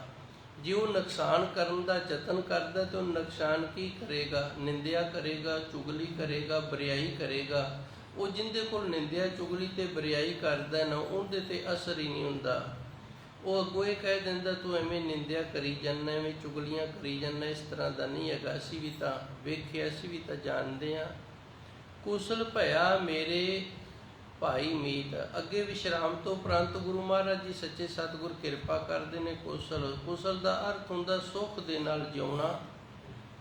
ਭਇਆ ਪ੍ਰਾਪਤ ਹੋ ਗਿਆ ਮੇਰੇ ਭਾਈ ਮੀਤ। ਭਾਈ ਮੀਤ ਗੁਰਬਾਣੀ ਦੇ ਅੰਦਰ ਸਤ ਸੰਗੀਆਂ ਨੂੰ ਆਖਿਆ। ਗੁਰੂ ਮਹਾਰਾਜ ਜੀ ਨੇ ਸੱਚੇ ਸਤਿਗੁਰ ਨੇ ਬਰਾਬਰ ਦਾ ਦਰਜਾ ਦਿੱਤਾ ਗੁਰੂ ਸਵਾਰਿਆਂ ਨੂੰ, ਗੁਰੂ ਪਿਆਰਿਆਂ ਨੂੰ, ਜਿਹੜੇ ਨਾਮ ਜਪਣ ਵਾਲੇ, ਸਿਮਰਨ ਕਰਨ ਵਾਲੇ ਨੇ, ਤੇ ਸਾਰਿਆਂ ਨੂੰ ਬਰਾਬਰ ਦਾ ਦਰਜਾ ਦੇ ਕੇ ਸਤਿਕਾਰ ਕੇ ਭਾਈ ਮੀਤ ਆਖਿਆ। ਕੁਸਲ ਭਇਆ ਮੇਰੇ ਭਾਈ ਮੀਤ। हे ਗੁਰੂ ਸਵਾਰਿਓ, ਸਤ ਸੰਗਿਓ, ਜਦੋਂ ਹਿਰਦੇ ਦੇ ਵਿੱਚ ਪ੍ਰਭੂ ਪਰਮਾਤਮਾ ਚੇਤੇ ਦੇ ਵਿੱਚ ਵਸ ਗਿਆ ਤੇ ਫਿਰ ਹਰ ਪ੍ਰਕਾਰ ਦੀ ਸੁਖ ਸ਼ਾਂਤੀ ਬਣੀ ਰਹਿੰਦੀ ਹੈ ਜੀ। ਰਹਾਉ ਗਈ ਬਿਆਦ ਬਾਦ ਸਭ ਨਾਸੀ, ਅੰਗੀਕਾਰ ਕੀਓ ਕਰਤਾਰ। ਰਾਹੂ ਵਾਲੀਆਂ ਤੁਕਾਂ ਤੋਂ ਪ੍ਰੰਤ ਗੁਰੂ ਮਹਾਰਾਜ ਜੀ ਕਿਰਪਾ ਕਰਦੇ ਨੇ। ਗਈ ਬਿਆਦ, ਬਿਆਦ ਕਹਿੰਦੇ ਨੇ ਬਿਮਾਰੀਆਂ ਨੂੰ, ਉਪਾਦ ਕਹਿੰਦੇ ਨੇ ਲੜਾਈ ਝਗੜੇ ਨੂੰ। ਇਹ ਦੋਵੇਂ ਹੀ ਬੰਦਗੀ ਦੇ ਮਾਰਗ ਦੇ ਵਿੱਚ ਬੜਾ ਵੱਡਾ ਵਿਘਨ ਨੇ। ਜਿਹੜਾ ਬੰਦਗੀ ਦਾ ਮਾਰਗ, ਗੁਰੂ ਮਾਰਗ ਤੇ ਅਸੀਂ ਤੁਰਦੇ ਹਾਂ ਨਾ, ਇਹਦੇ ਵਿੱਚ ਇਹ ਦੋ ਚੀਜ਼ਾਂ ਨੇ ਜਿਹੜੀਆਂ ਇਹ ਬਹੁਤ ਵੱਡਾ ਵਿਘਨ ਪਾਉਂਦੀਆਂ ਨੇ। ਗਈ ਬਿਆਦ ਇੱਕ ਬਿਮਾਰੀ ਦਾ ਲੱਗ ਜਾਣਾ, ਬਿਮਾਰੀ ਲੱਗ ਜਾਵੇ ਤੇ ਫਿਰ ਮਨੁੱਖ ਤੋਂ ਸਰੀਰ ਕਰਕੇ ਕੁਝ ਵੀ ਨਹੀਂ ਹੁੰਦਾ, ਨਾ ਸੇਵਾ ਹੁੰਦੀ ਹੈ ਤੇ ਨਾ ਹੀ ਸਿਮਰਨ ਹੁੰਦਾ। ਉਪਾਦ ਮਨ ਦੇ ਵਿੱਚ ਕਲੇਸ਼ ਪੈਦਾ ਹੁੰਦਾ ਹੈ। ਜਦੋਂ ਕਿਸੇ ਦੇ ਨਾਲ ਲੜ ਪਈਏ ਨਾ, ਫਿਰ ਮਨ ਦੇ ਵਿੱਚ ਕਲੇਸ਼ ਪੈਦਾ ਹੋ ਜਾਂਦਾ ਹੈ। ਸਭ ਨਾਸੀ, ਹੁਣ ਬਿਮਾਰੀ ਤੇ ਕਲੇਸ਼ ਜਿਹੜਾ ਇਹ ਦੋਵੇਂ ਨਸ ਗਏ ਨੇ। ਅੰਗੀਕਾਰ ਕੀਓ ਕਰਤਾਰ, ਕਿਉਂਕਿ ਉਸ ਪ੍ਰਭੂ ਪਰਮਾਤਮਾ ਨੇ ਸਾਨੂੰ ਪ੍ਰਵਾਨ ਕਰ ਲਿਆ, ਸਾਨੂੰ ਆਪਣੇ ਬਣਾ ਲਿਆ, ਸਾਡੀ ਬੰਦਗੀ ਨੂੰ ਅੰਗੀਕਾਰ ਕਰ ਲਿਆ, ਸਾਡੀ ਸੇਵਾ ਨੂੰ ਅੰਗੀਕਾਰ ਕਰ ਲਿਆ। ਇਸ ਕਰਕੇ ਹੁਣ ਸਾਡੇ ਨਾ ਤਾਂ ਕੋਈ ਮਨ ਦੇ ਵਿੱਚ ਮਾਨਸਿਕ ਤੌਰ 'ਤੇ ਬਿਮਾਰੀ ਰਹੀ ਹੈ ਤੇ ਨਾ ਹੀ ਕਿਸੇ ਨਾਲ ਸਾਡਾ ਝਗੜਾ ਚੇੜਾ ਰਿਹਾ ਹੈ ਜੀ। ਸ਼ਾਂਤ ਸੁਖ ਅਰ ਆਨੰਦ ਕਨੇਰੇ, ਪ੍ਰੀਤਮ ਨਾਮ ਹਿਰਦੈ ਉਰਹਾਰ। ਸ਼ਾਂਤ ਮਨ ਦੇ ਵਿੱਚ ਸ਼ਾਂਤੀ ਆ ਗਈ ਹੈ, ਸੁਖ ਤੇ ਸ਼ਾਂਤੀ ਦਾ ਸੁਖ ਹੈ ਜਿਹੜਾ ਇਹ ਪ੍ਰਾਪਤ ਹੋ ਗਿਆ ਹੈ। ਅਰ ਆਨੰਦ ਕਨੇਰੇ, ਹਰ ਪ੍ਰਕਾਰ ਦਾ ਆਨੰਦ ਵੱਜ ਗਿਆ, ਕੋਈ ਅੰਤ ਹੀ ਨਹੀਂ। ਕਨੇਰੇ ਦਾ ਅਰਥ ਹੁੰਦਾ ਬਹੁਤ ਜ਼ਿਆਦੇ। ਪ੍ਰੀਤਮ ਨਾਮ ਹਿਰਦੇ ਉਰਹਾਰ, ਜਦੋਂ ਅਸੀਂ ਪ੍ਰਭੂ ਪਰਮਾਤਮਾ ਆਪਣੇ ਪ੍ਰੀਤਮ ਦਾ ਨਾਮ ਹਿਰਦੇ ਦਾ ਹਾਰ ਬਣਾ ਲਿਆ, ਔਰ ਹਿਰਦਾ ਹਾਰ ਬਣਾ ਲਿਆ। ਜਦੋਂ ਵਾਹਿਗੁਰੂ ਦੇ ਨਾਮ ਨੂੰ ਅਸੀਂ ਆਪਣੇ ਹਿਰਦੇ ਦਾ ਹਾਰ ਬਣਾ ਲਿਆ, ਫਿਰ ਸੱਚੇ ਸਤਿਗੁਰ ਦੀ ਕਿਰਪਾ ਦੇ ਨਾਲ ਸ਼ਾਂਤੀ ਸੁਖ ਤੇ ਆਨੰਦ ਵੱਜ ਗਏ ਹਨ ਜੀ। ਜੀਉ ਪਿੰਡ ਧਨ ਰਾਸ ਪ੍ਰਭ ਤੇਰੀ, ਤੂੰ ਸਮਰੱਥ ਸੁਆਮੀ ਮੇਰਾ। ਇਹ ਸੱਚੇ ਸਤਿਗੁਰ ਜੀ, ਜੀਉ ਪਿੰਡ, ਪਿੰਡ ਕਹਿੰਦੇ ਨੇ ਪਿੰਡੇ ਨੂੰ, ਸਰੀਰ ਪਿੰਡ, ਪਿੰਡਾ ਅਸੀਂ ਪਿੰਡਾ ਆਖ ਦਿੰਦੇ ਹਾਂ, ਪਿੰਡ ਸਰੀਰ। ਨਗਰ ਨੂੰ ਵੀ ਪਿੰਡ ਤਾਂ ਆਖਿਆ ਜਾਂਦਾ ਹੈ, ਇੱਥੇ ਸਰੀਰ ਰਹਿੰਦੇ ਨੇ। ਜਿੱਥੇ ਸਰੀਰਾਂ ਦਾ ਵਾਸਾ ਹੋਵੇ ਉਹਨੂੰ ਪਿੰਡ ਆਖਿਆ ਜਾਂਦਾ ਹੈ, ਜਿੱਥੇ ਭੇਡਾਂ ਦਾ ਵਾਸਾ ਜਾਂ ਬੱਕਰੀਆਂ ਦਾ ਵਾਸਾ ਹੋਵੇ ਉਹਨੂੰ ਵਾੜਾ ਆਖਿਆ ਜਾਂਦਾ ਹੈ। ਇਸੇ ਤਰ੍ਹਾਂ ਜੀਉ ਪਿੰਡ ਧਨ ਰਾਸ ਪ੍ਰਭ ਤੇਰੀ, ਜੀਉ ਪਿੰਡ ਇਹ ਸਰੀਰ ਵੀ ਤੇ ਸਰੀਰ ਦੇ ਅੰਦਰ ਵਸਿਆ ਹੋਇਆ। ਇਹਨੂੰ ਗੁਰਬਾਣੀ ਦੇ ਅੰਦਰ ਚਿੱਤਰ ਤੇ ਵਿਚਿੱਤਰ ਵੀ ਆਖਿਆ ਹੈ। ਚਿੱਤਰ ਬਚਿੱਤਰ, ਇਹਨੂੰ ਇਸ ਤਰ੍ਹਾਂ ਵੀ ਗੁਰਬਾਣੀ ਦੇ ਅੰਦਰ ਸਤਿਕਾਰਿਆ ਗੁਰੂ ਮਹਾਰਾਜ ਜੀ ਨੇ। ਚਿੱਤਰ ਤੋਂ ਅਸੀਂ ਭਲੀ ਭਾਂਤ ਜਾਣੂ ਹਾਂ, ਜੋ ਸਾਨੂੰ ਦਿਸਦਾ ਹੈ ਨਾ ਉਹਨੂੰ ਅਸੀਂ ਚਿੱਤਰ ਆਖ ਦਿੰਦੇ ਹਾਂ। ਇਹ ਬੜਾ ਸੋਹਣਾ ਚਿੱਤਰ ਹੈ। ਆਮ ਬੋਲੀ ਦੇ ਵਿੱਚ ਅਸੀਂ ਫੋਟੋ ਵੀ ਆਖ ਦਿੰਦੇ ਹਾਂ, ਫੋਟੋ। ਹੁਣ ਚਿੱਤਰ ਕੀ ਹੈ? ਜੋ ਮੈਂ ਦਿਸ ਰਿਹਾ ਇਹ ਚਿੱਤਰ ਹੈ ਮੇਰਾ। ਆਪ ਜੀ ਦਾ ਜੋ ਸਰੂਪ ਹੈ, ਆਪ ਜੀ ਦਿਸ ਰਹੇ ਹੋ, ਇਹ ਚਿੱਤਰ ਹੈ। ਤੇ ਬਚਿੱਤਰ ਕੀ ਹੈ? ਬਿਨਾਂ ਚਿੱਤਰ ਤੋਂ ਜੋ ਅੰਦਰ ਨਹੀਂ ਦਿਸ ਰਿਹਾ। ਦੋ ਚੀਜ਼ਾਂ ਨੇ। ਇਹਨੂੰ ਗੁਰਬਾਣੀ ਦੇ ਅੰਦਰ ਜੀਉ ਪਿੰਡ ਵੀ ਆਖਿਆ, ਇਹਨੂੰ ਗੁਰਬਾਣੀ ਦੇ ਅੰਦਰ ਤਨ ਤੇ ਮਨ ਵੀ ਆਖਿਆ, ਇਹਨੂੰ ਗੁਰਬਾਣੀ ਦੇ ਅੰਦਰ ਜੀ ਤੇ ਜੰਤ ਵੀ ਆਖਿਆ। ਜੰਤ ਦਾ ਅਰਥ ਹੈ ਜੰਤਰ। ਇਹ ਸਾਡਾ ਸਰੀਰ ਹੈ ਜਿਹੜਾ ਇੱਕ ਜੰਤਰ ਹੈ, ਸਾਧਨ, ਤੇ ਇਹਦੇ ਵਿੱਚ ਜੀ ਹੈ। ਇਹਨੂੰ ਚਿੱਤਰ ਤੇ ਵਿਚਿੱਤਰ, ਚਿੱਤਰ ਵਿਚਿੱਤਰ ਅਨਝੇਰਾ, ਮੈਨੂੰ ਥੋੜਾ ਜਿਹਾ ਤੁਕ ਨਹੀਂ ਯਾਦ ਆ ਰਹੀ। ਚਿੱਤਰ ਵਿਚਿੱਤਰ ਅਨਝੇਰਾ ਇਸ ਤਰ੍ਹਾਂ ਦਾ ਹੈ। ਇੱਥੇ ਅਰਥ ਇਹ ਬਣਦਾ ਚਿੱਤਰ ਸਰੀਰ ਨੂੰ ਆਖਿਆ ਤੇ ਵਿਚਿੱਤਰ ਜੋ ਇਹਦੇ ਅੰਦਰ ਹੈ ਜਿਹੜਾ ਸਾਨੂੰ ਦਿਸਦਾ ਨਹੀਂ, ਜਿੰਦਾ ਚਿੱਤਰ ਹੀ ਕੋਈ ਨਹੀਂ, ਇਸ ਤਰ੍ਹਾਂ ਸਮਝ ਲਓ। ਇਵੇਂ ਜਿਵੇਂ ਜੀਉ ਜੋ ਸਾਡੇ ਅੰਦਰ ਹੈ ਪਿੰਡ, ਇਹ ਜਿਹੜਾ ਸਰੀਰ ਹੈ ਇਹਨੂੰ ਤਨ ਤੇ ਮਨ ਵੀ ਆਖਿਆ। ਧਨ ਰਾਸ ਪ੍ਰਭ ਤੇਰੀ, ਇਹ ਵਾਹਿਗੁਰੂ ਜੀ ਇਹ ਸਰੀਰ ਜੋ ਚਿੱਤਰ ਹੈ ਤੇ ਇਹਦੇ ਅੰਦਰ ਜੀਵੇ ਜਿਹੜਾ ਜਿਹਨੂੰ ਬਚਿੱਤਰ ਆਖਿਆ। ਧਨ ਜੋ ਸਾਡੀ ਉਪਜੀਵਕਾ ਦੇ ਲਈ ਹੈ, ਰਾਸ ਸਾਰੀ ਸੰਪਤੀ ਹੈ ਨਾ ਜਿਹੜੀ ਪ੍ਰਭ ਤੇਰੀ, ਇਹ ਸਾਰਾ ਕੁਝ ਤੇਰਾ। ਤੂੰ ਸਮਰੱਥ ਸੁਆਮੀ ਮੇਰਾ, ਤੂੰ ਸਮਰੱਥਾ ਵਾਲਾ ਹੈ ਤੇ ਮੇਰਾ ਮਾਲਕ ਹੈ। ਇਹ ਸਾਰਾ ਕੁਝ ਤੈਨੂੰ ਅਰਪਣ ਕੀਤਾ ਹੈ, ਤੈਨੂੰ ਇਹ ਸਾਰਾ ਕੁਝ ਅਰਪਣ ਕਰਕੇ ਤੇਰੇ ਨਾਮ ਨੂੰ ਚੇਤੇ ਦੇ ਅੰਦਰ ਵਸਾਇਆ ਹੈ ਜੀ। ਦਾਸ ਆਪਣੇ ਕੋ ਰਾਖਣ ਹਾਰਾ, ਨਾਨਕ ਦਾਸ ਸਦਾ ਹੈ ਚੇਰਾ। ਦਾਸ ਆਪਣੇ ਕੋ ਰਾਖਣ ਹਾਰਾ, हे ਮੇਰੇ ਸੱਚੇ ਸਤਿਗੁਰੂ ਜੀ ਤੂੰ ਆਪਣੇ ਦਾਸ ਦੀ ਰੱਖਿਆ ਕਰਨ ਵਾਲਾ ਹੈ। ਰਾਖਣ ਹਾਰਾ ਦਾ ਅਰਥ ਹੁੰਦਾ ਰੱਖਿਆ ਕਰਨ ਵਾਲਾ। ਦਾਸ ਆਪਣੇ ਕੋ, ਅਸੀਂ ਤੇਰੇ ਦਾਸ ਹਾਂ, ਤੂੰ ਸਾਨੂੰ ਆਪਣੇ ਬਣਾ ਲਿਆ ਤੇ ਸਾਡੀ ਰੱਖਿਆ ਕਰਨ ਵਾਲਾ। ਨਾਨਕ ਦਾਸ ਸਦਾ ਹੈ ਚੇਰਾ, ਸੱਚੇ ਸਤਿਗੁਰੂ ਜੀ ਅਸੀਂ ਆਪ ਜੀ ਦੇ ਸਦਾ ਹੀ ਦਾਸ ਹਾਂ ਤੇ ਸਦਾ ਹੀ ਆਪ ਜੀ ਦੇ ਸੇਵਕ ਹਾਂ। ਚੇਰਾ ਕਹਿੰਦੇ ਨੇ ਚੇਲੇ ਨੂੰ, ਸੇਵਕ ਨੂੰ ਦਾਸ ਕਹਿੰਦੇ ਨੇ ਸੇਵਕ ਨੂੰ। ਸਦੀਵੀ ਆਪ ਜੀ ਦੇ ਅਸੀਂ ਦਾਸ ਹਾਂ, ਆਪ ਜੀ ਦੇ ਸੇਵਕ ਹਾਂ ਜੀ। ਬਿਲਾਵਲ ਮਹੱਲਾ ਪੰਜਵਾ, ਗੋਬਿੰਦ ਸਿਮਰ ਹੁਆ ਕਲਿਆਣ। ਪਾਵਨ ਪਾਵਨ ਸ਼ਬਦ ਦੇ ਅੰਦਰ ਗੁਰੂ ਮਹਾਰਾਜ ਜੀ ਨੇ ਕਿਰਪਾ ਕੀਤੀ। ਗੋਬਿੰਦ ਉਸ ਪ੍ਰਭੂ ਪਰਮਾਤਮਾ ਨੂੰ ਆਖੇ ਜਿੰਦੀ ਬਿੰਦ ਤੋਂ ਅਸੀਂ ਗੋਏ ਗਏ ਹਾਂ, ਜਿੰਦੇ ਤੋਂ ਇਹ ਸਾਰਾ ਸੰਸਾਰ ਚੱਲਿਆ, ਜਿੰਦੇ ਤੋਂ ਸਾਰੀ ਉਤਪਤੀ ਹੋਈ ਹੈ ਤੇ ਜੋ ਸਾਰਿਆਂ ਨੂੰ ਪਾਲਣ ਵਾਲਾ, ਸਾਰਿਆਂ ਦੀ ਰੱਖਿਆ ਕਰਨ ਵਾਲਾ ਸਿਮਰ, ਉਹਦਾ ਸਿਮਰਨ ਕਰਕੇ ਹੋਆ ਕਲਿਆਣ। ਕਲਿਆਣ ਦਾ ਅਰਥ ਹੁੰਦਾ ਮੁਕਤੀ ਹੋ ਜਾਣੀ। ਉਸ ਪ੍ਰਭੂ ਪਰਮਾਤਮਾ ਦਾ ਸਿਮਰਨ ਕਰਕੇ ਮਨੁੱਖ ਜਿਹੜਾ ਇਹ ਮੁਕਤੀ ਨੂੰ ਪ੍ਰਾਪਤ ਹੋ ਜਾਂਦਾ ਹੈ, ਮੁਕਤੀ ਦੀ ਪ੍ਰਾਪਤੀ ਹੁੰਦੀ ਹੈ। ਗੁਰੂ ਮਹਾਰਾਜ ਜੀ ਰਹਿਮਤ ਕਰਦੇ ਨੇ ਉਸ ਦੇ ਸਿਮਰਨ ਦੇ ਨਾਲ ਹੀ ਇਹ ਕਲਿਆਣ ਮੁਕਤੀ ਪ੍ਰਾਪਤੀ ਹੋਈ ਹੈ ਜੀ। ਮਿਟੀ ਉਪਾਦ ਭਇਆ ਸੁਖ ਸਾਚਾ, ਅੰਤਰ ਸਿਮਰਿਆ ਜਾਨ। ਮਿਟੀ ਉਪਾਦ, ਉਪਾਦ ਦਾ ਅਰਥ ਝਗੜੇ ਹੁੰਦੇ ਨੇ। ਹੁਣ ਦੁਨਿਆਵੀ ਝਗੜੇ ਨੇ ਜਿਹੜੇ, ਇਹ ਸਾਰੇ ਮਿਟ ਗਏ ਨੇ। ਪ੍ਰਭੂ ਪਰਮਾਤਮਾ ਦਾ ਸਿਮਰਨ ਕਰਨ ਕਰਕੇ ਹਰ ਪ੍ਰਕਾਰ ਦੀ ਰਹਿਮਤ ਕਿਰਪਾ ਬਖਸ਼ਿਸ਼ ਹੋ ਗਈ ਹੈ, ਕਲਿਆਣ ਹੋ ਗਿਆ ਹੈ, ਸੁਖ ਸ਼ਾਂਤੀ ਹੋ ਗਈ ਹੈ। ਮਿਟੀ ਉਪਾਦ, ਅੰਦਰ ਦੀਆਂ ਉਪਾਧੀਆਂ ਜਿਹੜੀਆਂ ਨੇ ਇਹ ਵੀ ਨਾਸ਼ ਹੋ ਗਈਆਂ ਨੇ ਤੇ ਬਾਹਰ ਦੀਆਂ ਉਪਾਧੀਆਂ ਨੇ ਜਿਹੜੀਆਂ ਇਹ ਵੀ ਨਾਸ਼ ਹੋ ਗਈਆਂ ਨੇ। ਇਹ ਜਿਹੜੀ ਆਦਿ ਵਿਆਦੀ ਉਪਾਧੀ ਤਿੰਨ ਤਾਪ ਨੇ ਨਾ, ਇਹ ਸਰੀਰ ਕਰਕੇ ਵੀ ਨੇ ਤੇ ਮਨ ਕਰਕੇ ਵੀ ਨੇ। ਮਨ ਜਿਹੜਾ ਹੈ ਇਹਨੂੰ ਪਿਛਲੇ ਜਨਮਾਂ ਜਨਮਾਂਤਰਾਂ ਦਾ ਜਿਹੜਾ ਸੁਭਾਅ ਲੱਗੇ, ਜਿਹੜਾ ਸੰਸਕਾਰ ਇਹਨੂੰ ਮਿਲਿਆ ਹੈ, ਜਿਹੜੀ ਇਹਦੀ ਬਣਤਰ ਬਣੀ ਹੈ, ਉਹ ਇਸ ਦਾ ਆਦ ਰੋਗ ਹੈ ਜੋ ਪਿੱਛੇ ਤੋਂ ਜਨਮਾਂ ਜਨਮਾਂਤਰਾਂ ਤੋਂ ਲੈ ਕੇ ਆਏ। ਸਿਰਫ ਸਰੀਰ ਬਦਲਿਆ, ਮਨ ਨਹੀਂ ਬਦਲਿਆ। ਉਹ ਮਨ ਉਹ ਹੀ ਹੈ। ਇਸੇ ਤਰ੍ਹਾਂ ਫਿਰ ਇਸ ਦੁਨੀਆ ਦੇ ਵਿੱਚ ਰਹਿੰਦਿਆਂ ਹੋਇਆਂ ਇਹ ਸੰਸਾਰ ਜਿਹੜਾ ਜਿਸ ਮਾਹੌਲ ਦੇ ਵਿੱਚ ਰਹਿ ਰਿਹਾ ਹੈ, ਇੱਥੋਂ ਜੋ ਲੱਗਣੀਆਂ ਨੇ ਬਿਮਾਰੀਆਂ ਹੋਰ, ਇਹ ਵਿਆਧੀ ਹੈ ਤੇ ਉਪਾਧੀ।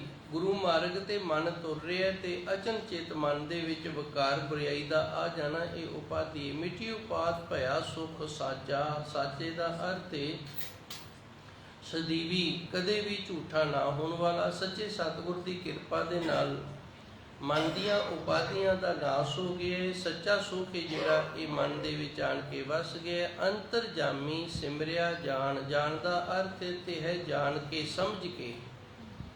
ਜਾਣ ਦਾ ਅਰਥ ਇੱਥੇ ਸਮਝ ਕਰਕੇ। ਅੰਤਰਜਾਮੀ ਸਿਮਰਿਆ ਜਾਣ, ਉਸ ਪ੍ਰਭੂ ਪਰਮਾਤਮਾ ਸੱਚੇ ਸਤਿਗੁਰ ਨੂੰ ਸਮਝ ਕੇ ਸਿਮਰਿਆ। ਹੁਣ ਸਮਝਣਾ ਕਹਿੰਦੇ ਤੋਂ ਹੈ ਗੁਰੂ ਤੋਂ ਸਮਝਣਾ ਹੈ। ਜਿਵੇਂ ਦਾਸ ਨੇ ਕੱਲ ਥੋੜੀ ਜਿਹੀ ਮਿਹਨਤ ਕੀਤੀ ਸੀ ਵੀ ਗੁਰਬਾਣੀ ਦੇ ਅੰਦਰ ਸੱਚੇ ਸਤਿਗੁਰੂ ਨੇ ਸਾਨੂੰ ਗਿਆਨ, ਧਿਆਨ ਤੇ ਉਸ ਪ੍ਰਭੂ ਪਰਮਾਤਮਾ ਦਾ ਜਿਹੜਾ ਸਿਮਰਨ ਹੈ ਨਾ, ਇਹ ਤਿੰਨ ਚੀਜ਼ਾਂ ਸਿਖਾਈਆਂ ਨੇ। ਜਿਹੜਾ ਗੁਰੂ ਗ੍ਰੰਥ ਸਾਹਿਬ ਜੀ ਦਾ ਪ੍ਰਯੋਜਨ ਹੈ ਉਹ ਤਿੰਨ ਚੀਜ਼ਾਂ ਨੇ, ਗਿਆਨ, ਧਿਆਨ ਤੇ ਸਿਮਰਨ। ਇਹ ਪ੍ਰਯੋਜਨ ਹੈ। ਇਸ ਪ੍ਰਯੋਜਨ ਦੇ ਨਾਲ ਗੁਰਬਾਣੀ ਸਾਡੇ ਤੇ ਕਿਰਪਾ ਕਰ ਰਹੀ ਹੈ, ਸਾਨੂੰ ਦੱਸ ਰਹੀ ਹੈ ਗਿਆਨ ਵੀ ਤੈਨੂੰ ਗਿਆਨ ਹੋਣਾ ਚਾਹੀਦਾ ਹੈ, ਤੈਨੂੰ ਸਮਝ ਹੋਣੀ ਚਾਹੀਦੀ ਹੈ, ਤੈਨੂੰ ਸੋਝੀ ਹੋਣੀ ਚਾਹੀਦੀ ਹੈ। ਕਿਸ ਤਰ੍ਹਾਂ ਤੂੰ ਜਿਸ ਮਾਰਗ ਤੇ ਤੁਰ ਰਿਹਾ ਹੈ ਉਹ ਮਾਰਗ ਸਹੀ ਹੈ ਕਿ ਗਲਤ ਹੈ। ਇਸ ਮਾਰਗ ਤੇ ਤੁਰਿਆ ਤੈਨੂੰ ਕੀ ਹਾਸਲ ਹੋਏਗਾ, ਕੀ ਪ੍ਰਾਪਤੀ ਹੋਏਗੀ। ਹੁਣ ਜਿਨ੍ਹਾਂ ਨੂੰ ਗਿਆਨ ਨਹੀਂ, ਜਿਨ੍ਹਾਂ ਨੂੰ ਸੋਝੀ ਨਹੀਂ ਹੈਗੀ, ਜਿਹੜੇ ਗਿਆਨ ਤੋਂ ਹੀਣੇ ਨੇ, ਉਹ ਭਾਈ ਕੋਈ ਕਬਰਾਂ ਨੂੰ ਪੂਜੀ ਜਾਂਦਾ, ਕੋਈ ਕਿਸੇ ਹੋਰ ਪਾਸੇ ਤੁਰਿਆ ਫਿਰਦਾ ਹੈ। ਜਿਨ੍ਹਾਂ ਨੂੰ ਗਿਆਨ ਹੈ, ਜਿਨ੍ਹਾਂ ਨੂੰ ਸੋਝੀ ਹੈ, ਉਹ ਕੇਵਲ ਤੇ ਕੇਵਲ ਪਰਮਾਤਮਾ ਦੇ ਨਾਲ ਜੁੜਦੇ ਨੇ, ਨਿਰੰਕਾਰ ਦੇ ਨਾਲ ਜੁੜਦੇ ਨੇ। ਤੇ ਧੰਨ ਗੁਰੂ ਮਹਾਰਾਜ ਜੀ ਨੇ ਵੀ ਸਾਨੂੰ ਉਸ ਪ੍ਰਭੂ ਪਰਮਾਤਮਾ ਦੇ ਨਾਲ ਹੀ ਜੋੜਿਆ ਹੈ।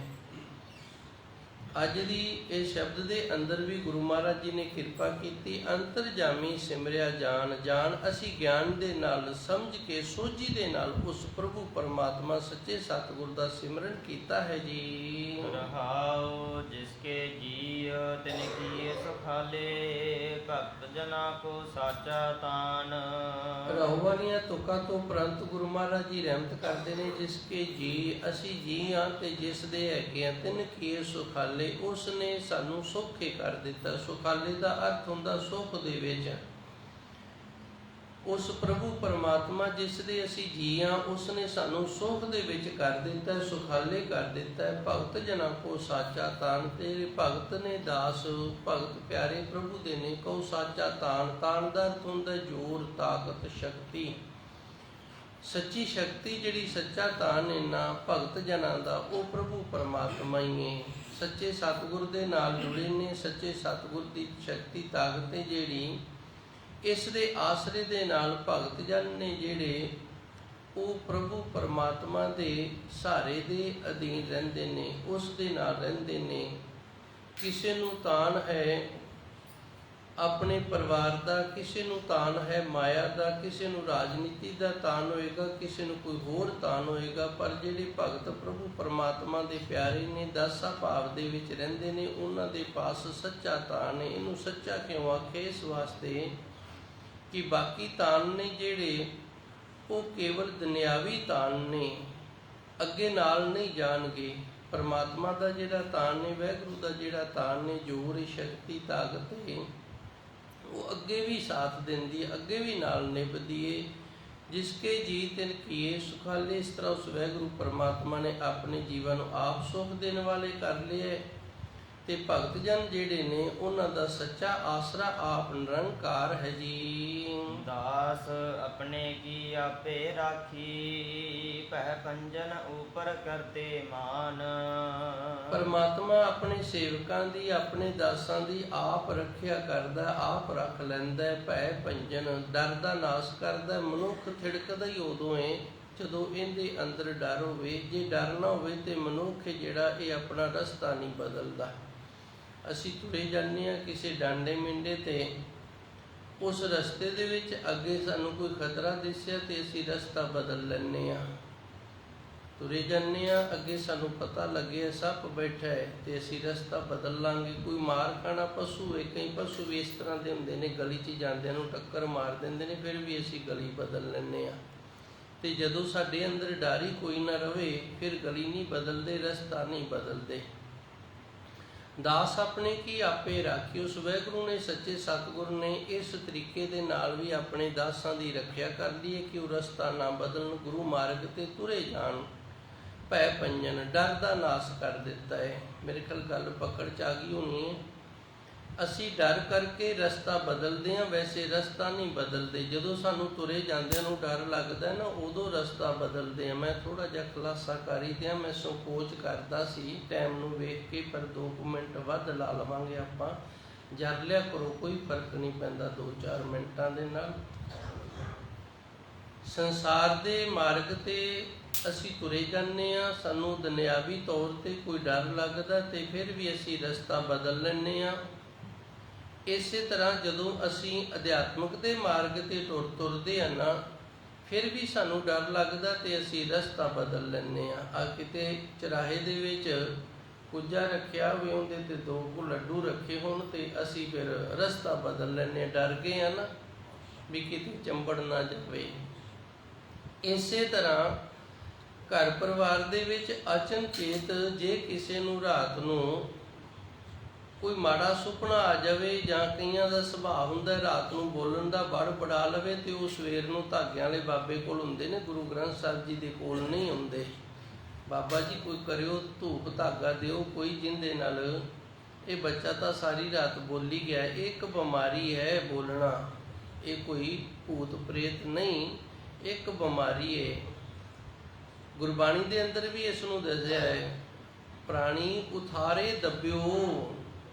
ਤੂੰ ਉਥਾਰੇ ਦੇ ਵਿੱਚ ਦੱਬਿਆ ਗਿਆ। ਤੇ ਉਥਾਰਾ ਕੀ ਹੁੰਦਾ ਹੈ? ਸਾਡੀ ਛਾਤੀ ਤੇ ਹੱਥ ਰੱਖਿਆ ਜਾਵੇ, ਸਾਡੀ ਛਾਤੀ ਤੇ ਭਾਰਾ ਕੱਪੜਾ ਆ ਜਾਵੇ, ਇਹਨੂੰ ਉਥਾਰਾ ਆਖਦੇ ਨੇ। ਸੁੱਤੇ ਪਏ ਆ, ਅੰਨ ਜ਼ਿਆਦਾ ਖਾਧਾ ਜਾਵੇ ਨਾ, ਸਾਡੇ ਦਿਲ ਦੇ ਪਾਸ ਇੱਕ ਬੜੀ ਸੂਖਮ ਨਾੜ ਹੁੰਦੀ ਏ, ਥੋੜ੍ਹਾ ਜਿਹਾ ਮੈਨੂੰ ਉਹਦਾ ਨਾਂ ਵਿਸਰ ਗਿਆ। ਇੱਕ ਬੜੀ ਸੂਖਮ ਨਾੜ ਹੁੰਦੀ ਏ, ਨਾੜੀ ਏ। ਇਸ ਨੂੰ ਅੱਜ ਕੱਲ੍ਹ ਡਾਕਟਰ ਨੇ ਜਿਹੜੇ ਇਹ ਵੌਲ ਆਖਣ ਲੱਗ ਗਏ ਨੇ। ਇਹ ਸੂਖਮ ਨਾੜ ਜਿਹੜੀ, ਜੇ ਲੋੜ ਤੋਂ ਜ਼ਿਆਦਾ ਪ੍ਰਸ਼ਾਦਾ ਛਕਿਆ ਜਾਵੇ ਤੇ ਇਹ ਨਾੜ ਨੂੰ ਤਕਲੀਫ ਹੋਵੇ ਨਾ ਆਪਣੀ ਕਿਰਿਆ ਕਰਨ ਦੇ ਵਿੱਚ, ਤੇ ਫਿਰ ਵੀ ਮਨੁੱਖ ਦਾ ਜਿਹੜਾ ਦਿਮਾਗ ਹੈ ਉਹਦੇ ਤੇ ਪ੍ਰੈਸ਼ਰ ਪੈਂਦਾ। ਉਹਨੂੰ ਇਹ ਲੱਗਦਾ ਵੀ ਮੈਨੂੰ ਕਿਸੇ ਭੂਤ ਪ੍ਰੇਤ ਨੇ ਦੱਬ ਲਿਆ, ਮੇਰੇ ਉੱਤੇ ਕੋਈ ਬਹਿ ਗਿਆ ਆਣ ਕੇ।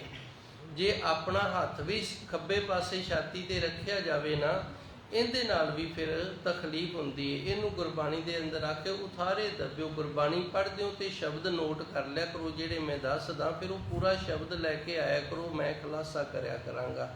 ਤੁਹਾਨੂੰ ਸਾਰਿਆਂ ਨੂੰ ਗੁਰੂ ਦੀ ਕਿਰਪਾ ਦੇ ਨਾਲ ਸਾਰੀ ਗੁਰਬਾਣੀ ਦਾ ਜਿਹੜਾ ਗਿਆਨ ਹੈ ਨਾ, ਕਥਾ ਜੋ ਆਪਾਂ ਕਰਦੇ ਹਾਂ ਇਸੇ ਵਾਸਤੇ ਕਰਦੇ ਹਾਂ ਵੀ ਸਾਡੇ ਅੰਦਰ ਦੇ ਜਿਹੜੇ ਭੁਲੇਖੇ ਨੇ ਇਹ ਦੂਰ ਹੋ ਜਾਣ।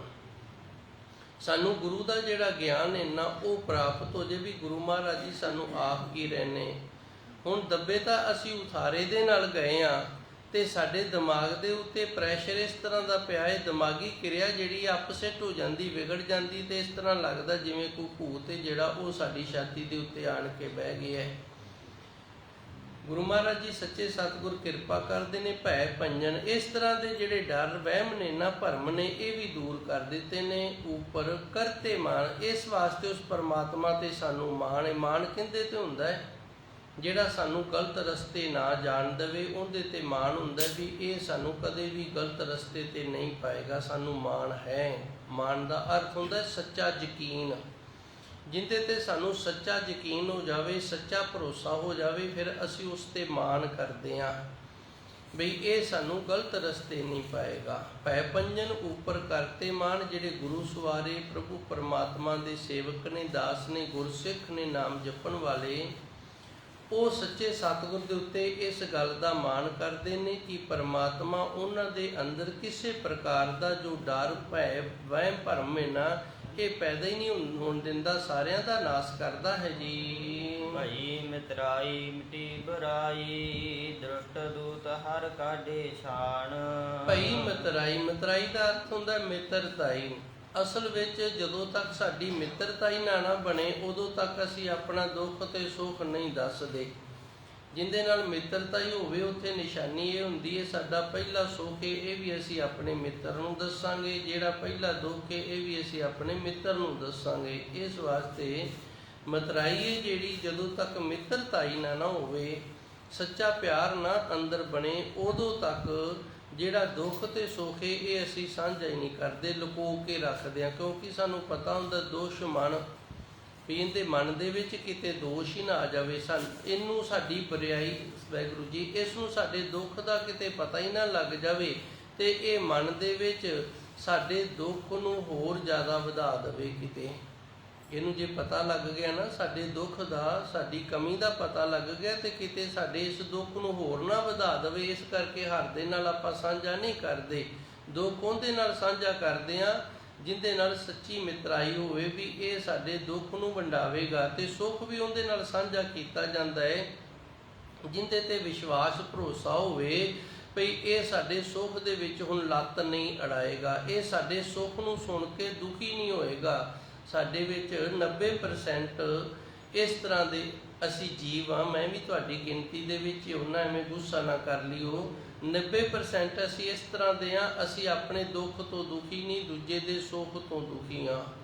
ਵੀ ਇਹ ਸੁਖੀ ਨਾ ਰਵੇ, ਮੈਂ ਦੁਖੀ ਹੈਗਾ ਤੇ ਕੋਈ ਗੱਲ ਨਹੀਂ, ਪਰ ਇਹ ਸੁਖੀ ਨਹੀਂ ਰਹਿਣ ਦੇਣਾ, ਇਹ ਵੀ ਸੁਖੀ ਨਾ ਹੋਵੇ। ਹੁਣ ਗੁਰੂ ਮਹਾਰਾਜ ਜੀ ਰਹਿਮਤ ਕਰਦੇ ਨੇ, ਭਈ ਮਿਤਰਾਈ, ਉਸ ਪ੍ਰਭੂ ਪਰਮਾਤਮਾ ਦੇ ਨਾਲ ਸਾਡੀ ਮਿੱਤਰਤਾ ਹੀ ਹੋ ਗਈ ਏ। ਮਿੱਟੀ ਬੁਰਾਈ, ਮਿੱਤਰਤਾ ਹੀ ਹੋ ਗਈ। ਅਸੀਂ ਆਪਣਾ ਦੁੱਖ ਤੇ ਸੁੱਖ ਉਸ ਪਰਮਾਤਮਾ ਨੂੰ ਦੱਸਣ ਲੱਗ ਗਏ ਹਾਂ। ਸਾਨੂੰ ਪਤਾ ਹੈ ਵੀ ਅਸੀਂ ਦੁੱਖ ਆਪਣਾ ਉਸ ਪਰਮਾਤਮਾ ਨੂੰ ਦੱਸਾਂਗੇ ਤੇ ਉਹ ਸਾਡੇ ਦੁੱਖ ਨੂੰ ਲੋਕਾਂ ਦੇ ਵਿੱਚ ਪ੍ਰਚਾਰੇਗਾ ਨਹੀਂ, ਸਾਡੀ ਇਸ ਕਮੀ ਨੂੰ ਲੋਕਾਂ ਨੂੰ ਨਹੀਂ ਦੱਸੇਗਾ, ਸਾਡੀ ਬਦਨਾਮੀ ਨਹੀਂ ਕਰੇਗਾ ਵੀ ਆ ਚੰਗਾ ਫਸ ਗਿਆ ਜੇ, ਇਸ ਤਰ੍ਹਾਂ ਨਹੀਂ ਆਖੇਗਾ। ਉਹ ਸਾਡੇ ਦੁੱਖ ਨੂੰ ਵੰਡਾਏਗਾ ਤੇ ਸੁੱਖ ਦੱਸਾਂਗੇ ਤੇ ਸੁੱਖ ਨੂੰ ਹੋਰ ਵਧਾਏਗਾ। ਭਈ ਮਿਤਰਾਈ ਮਿਟੀ ਬੁਰਾਈ, ਜਿਹੜੀ ਬੁਰਾਈ ਹੈ ਨਾ ਅੰਦਰ ਦੀ, ਉਹ ਵੀ ਮਿਟ ਗਈ ਹੈ। ਦੁਸ਼ਟ, ਜਿਹੜੇ ਦੁਸ਼ਟ ਸਨ ਦੂਤ, ਇਹ ਵੀ ਖਤਮ ਹੋ ਗਏ ਨੇ। ਹਰ ਕਾਢੇ ਛਾਣ, ਉਸ ਪ੍ਰਭੂ ਪਰਮਾਤਮਾ ਨੇ, ਛਾਣ ਦਾ ਅਰਥ ਹੁੰਦਾ ਚੁਣ ਚੁਣ ਕੇ, ਛਾਣ ਕੇ, ਜਿਵੇਂ ਛਾਨਣੇ ਦੇ ਨਾਲ ਆਪਾਂ ਆਟਾ ਛਾਣ ਲੈਂਦੇ ਹਾਂ ਨਾ, ਤੇ ਉਹਦੇ ਵਿੱਚੋਂ ਭਾਈ ਆਟਾ ਜਿਹੜਾ ਜੋਗ ਹੁੰਦਾ ਹੈ ਉਹ ਇੱਕ ਪਾਸੇ ਹੋ ਜਾਂਦਾ, ਅਸੀਂ ਵਰਤੋਂ 'ਚ ਲੈ ਲੈਂਦੇ ਹਾਂ, ਬਾਕੀ ਜਿਹੜਾ ਹੁੰਦਾ ਛਾਨਣੀ 'ਚ ਰਹਿ ਜਾਂਦਾ, ਭਰਾ ਸੱਟ ਦਿੰਦੇ ਹਾਂ। ਸਾਡੇ ਵਿਦਿਆ ਦਾਤੇ ਵੀ ਆਖਿਆ ਕਰਦੇ ਸਨ ਵੀ ਸਾਨੂੰ ਹਰ ਪ੍ਰਕਾਰ ਦਾ ਗ੍ਰੰਥ ਹੈ ਨਾ ਜਿਹੜਾ ਉਹ ਪੜ੍ਹਨਾ ਚਾਹੀਦਾ, ਕਿਉਂਕਿ ਇਸ ਦੇ ਨਾਲ ਸਾਨੂੰ ਗਿਆਨ ਪ੍ਰਾਪਤ ਹੁੰਦਾ। ਤੇ ਪੜ੍ਹਨਾ ਕਿਹੜੇ ਤਰੀਕੇ ਨਾਲ ਚਾਹੀਦਾ ਹੈ? ਛੱਜ ਵਾਲੇ ਸੁਭਾਅ ਦੇ ਨਾਲ। ਜਿਵੇਂ ਛੱਜ ਉਹਦੇ 'ਚ ਮਾਈਆਂ ਦਾਣੇ ਪਾਉਂਦੀਆਂ ਨੇ, ਜਦੋਂ ਦਾਣੇ ਪਾਉਂਦੀਆਂ ਨੇ ਤੇ ਥਪਕਾ ਮਾਰਦੀਆਂ ਨੇ, ਛੱਜ ਜਿਹੜਾ ਉਹ ਦਾਣੇ ਦਾਣੇ ਰੱਖ ਲੈਂਦਾ ਤੇ ਜਿਹੜਾ ਉਹਦੇ ਵਿੱਚ ਥੋਥ ਹੁੰਦਾ ਨਾ ਉਹ ਉਡਾ ਦਿੰਦਾ, ਉਹ ਖਤਮ ਕਰ ਦਿੰਦਾ, ਉਹ ਨਹੀਂ ਰਹਿਣ ਦਿੰਦਾ। ਉਸੇ ਤਰ੍ਹਾਂ ਜਿਹੜੀਆਂ ਉਹਦੇ ਵਿੱਚ ਚੰਗੀਆਂ ਗੱਲਾਂ ਹੋਣ ਉਹ ਰੱਖ ਲਵੇ, ਜਿਹੜੀਆਂ ਮਾੜੀਆਂ ਗੱਲਾਂ ਹੋਣ ਉਹਨਾਂ ਦੇ ਮਨ ਤੇ ਅਸਰ ਹੀ ਨਾ ਹੋਣ ਦੇਵੇ, ਉੱਧਰ ਧਿਆਨ ਹੀ ਨਾ ਜਾਣ ਦੇਵੇ, ਉਹਨਾਂ ਨੂੰ ਛਾਂਟ ਕੇ ਭਰੇ ਰੱਖ ਦੇ। ਕਾਢੇ ਛਾਣ, ਉਸ ਪ੍ਰਭੂ ਪਰਮਾਤਮਾ ਸੱਚੇ ਸਤਿਗੁਰ ਨੇ ਕਿਰਪਾ ਕੀਤੀ ਏ, ਸਾਡੇ ਜੀਵਨ ਦੇ ਵਿੱਚ ਜਿਹੜੇ ਇਸ ਤਰ੍ਹਾਂ ਦੇ ਮਨੁੱਖ ਸਨ ਨਾ, ਸਾਡਾ ਬੁਰਾ ਕਰਨ ਵਾਲੇ, ਸਾਡੇ ਨਾਲ ਦੁਸ਼ਟਤਾਈ ਕਰਨ ਵਾਲੇ ਤੇ ਯਮਦੂਤਾਂ ਦੀ ਤਰ੍ਹਾਂ ਸਾਨੂੰ ਦੁੱਖ ਦੇਣ ਵਾਲੇ, ਹਰੀ ਪਰਮਾਤਮਾ ਨੇ ਉਹ ਛਾਣ ਕੇ ਸਾਰੇ ਕੱਢ ਦਿੱਤੇ ਨੇ। ਭਈ ਮਤਰਾਈ ਇਹ ਕੱਢੇ ਕਿਉਂ ਨੇ? ਉਸ ਪਰਮਾਤਮਾ ਨੇ ਸਾਡੇ ਨਾਲ ਮਿੱਤਰਤਾ ਹੀ ਕਰ ਲਈ ਹੈ, ਸਾਡਾ ਮਿੱਤਰ ਬਣ ਗਿਆ। ਤੇ ਅਸਲ ਵਿੱਚ ਸੱਚਾ ਮਿੱਤਰ ਉਹ ਹੀ ਹੈ ਜਿਹੜਾ ਸਾਡੇ ਔਗਣਾਂ ਨੂੰ ਦੂਰ ਕਰੇ ਤੇ ਗੁਣ ਨੇ ਜਿਹੜੇ ਉਹਨਾਂ ਨੂੰ ਸਾਡੇ ਅੰਦਰ ਵਧਾਵੇ। ਮਿਟੀ ਬੁਰਾਈ ਹਰ ਪਾਸਿਓਂ ਸਾਡੇ ਅੰਦਰੋਂ ਬੁਰਾਈ ਮਿਟ ਗਈ ਹੈ ਜੀ। ਸੁਖ ਸਹਿਜ ਆਨੰਦ ਕਨੇਰੇ, ਨਾਨਕ ਜੀਵੈ ਹਰ ਗੁਣ ਹੈ ਵਖਾਣ। ਸੁਖ ਸਹਿਜ ਆਨੰਦ ਇਹ ਉਹ ਉੱਚੀਆਂ ਅਵਸਥਾ ਨੇ ਜਿਹੜੀਆਂ ਪ੍ਰਭੂ ਪਰਮਾਤਮਾ ਦੀ ਪ੍ਰਾਪਤੀ ਤੋਂ ਉਪਰੰਤ ਮਨੁੱਖ ਨੂੰ ਮਿਲਦੀਆਂ ਹਨ। ਸੁਖ ਸਹਿਜ ਆਨੰਦ ਕਨੇਰੇ ਹਰ ਪ੍ਰਕਾਰ ਦਾ ਸੁਖ, ਸਹਿਜ ਧੀਰਜ ਦੇ ਵਿੱਚ ਰਹਿਣਾ, ਸਹਿਜ ਅਵਸਥਾ ਗਿਆਨ ਵਾਲੀ ਅਵਸਥਾ ਦੇ ਵਿੱਚ ਰਹਿਣਾ, ਆਨੰਦ ਬੱਝਿਆ ਰਹਿਣਾ, ਹਰ ਵਕਤ ਮਨ ਦੇ ਵਿੱਚ ਖੁਸ਼ੀ ਰਹਿਣੀ। ਕਨੇਰੇ ਨਾਨਕ ਜੀਵੇ ਹਰ ਗੁਣੇ ਵਖਾਣ। ਧੰਨ ਗੁਰੂ ਜੀ ਰਹਿਮਤ ਕਰਦੇ ਨੇ ਸਾਡਾ ਜਿਉਣਾ ਹੀ ਆਪ ਜੀ ਦੇ ਗੁਣਾਂ ਦਾ ਵਖਿਆਨ ਕਰਕੇ। ਵਖਾਣ ਦਾ ਅਰਥ ਹੁੰਦਾ ਵਖਿਆਨ, ਤੇ ਵਖਿਆਨ ਦਾ ਅਰਥ ਹੁੰਦਾ ਕਥਾ ਕਰਨੀ। ਵਖਿਆਨ ਦਾ ਅਰਥ ਹੁੰਦਾ ਗੁਣਾਂ ਦਾ ਪ੍ਰਚਾਰ ਕਰਨਾ। ਨਾਨਕ ਜੀਵੇ ਹਰ ਗੁਣੇ ਵਖਾਣ। ਧੰਨ ਗੁਰੂ ਨਾਨਕ ਦੇਵ ਜੀ ਰਹਿਮਤ ਕਰਦੇ ਨੇ ਸਾਡਾ ਜਿਹੜਾ ਜਿਉਣਾ ਹੈ ਨਾ ਉਹ ਇਸ ਤਰੀਕੇ ਨਾਲ ਹੈ ਕਿ ਅਸੀਂ ਉਸ ਪ੍ਰਭੂ ਪਰਮਾਤਮਾ ਦੇ ਜਿਹੜੇ ਗੁਣ ਨੇ ਨਾ ਉਹਨਾਂ ਦਾ ਪ੍ਰਚਾਰ ਕਰਦੇ ਹਾਂ। ਇਤਨੀ ਕੁ ਸੇਵਾ ਸੰਗਤ ਨੇ ਪ੍ਰਵਾਨ ਕਰਨੀ। ਸੱਚੇ ਸਤਿਗੁਰ ਕਿਰਪਾ ਕਰਨ, ਰਹਿਮਤ ਕਰਨ, ਆਪ ਸਾਹਿਬ ਜੀ ਦਾ ਸਰਵਣ ਕੀਤਾ ਹੋਇਆ ਸਫਲਾ ਕਰਨ, ਆਪ ਜੀ ਦੀਆਂ ਝੋਲੀਆਂ ਭਰਨ, ਦਾਸਰਿਆਂ ਦੀ ਹਾਜ਼ਰੀ ਦਰ ਪ੍ਰਵਾਨ ਕਰਨ। ਦੇਹੋ ਸੱਜਣ ਆਸੀਸ ਰਿਆ, ਜੋ ਹੋਏ ਸਹਿਬ ਸਿਉ ਮੇਲ। ਭਈ